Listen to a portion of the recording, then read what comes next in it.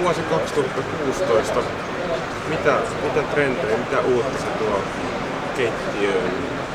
Jos ajattelee keittiötä osana kotia, asuntoa, niin voi sanoa, että siellä on muutamia semmoisia trendejä, mitkä pitää ottaa huomioon ja mitkä vaikuttaa keittiöön.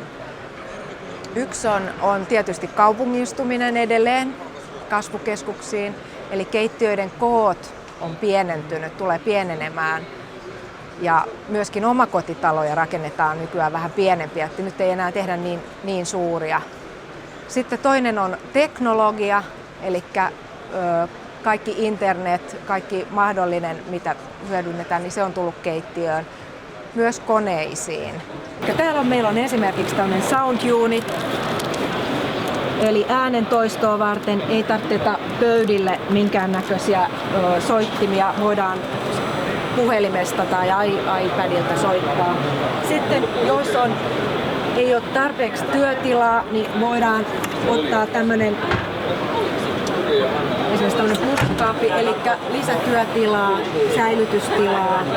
Sitten jos ajattelee vielä, että keittiöhän on tässä viime vuosina jo monena vuonna avautunut enemmäksi osaksi koko asuntoa, koko kotia, niin silloin se tarkoittaa sitä, että keittiö täytyy olla käyttäjänsä näköinen ja vastata myöskin niitä tarpeita. Tässä oli vaihe, jolloin haluttiin tehdä hyvin pelkistettyä, mutta nyt ollaan taas avaamassa keittiötä sille, että se kuvastaa sitä käyttäjäänsä.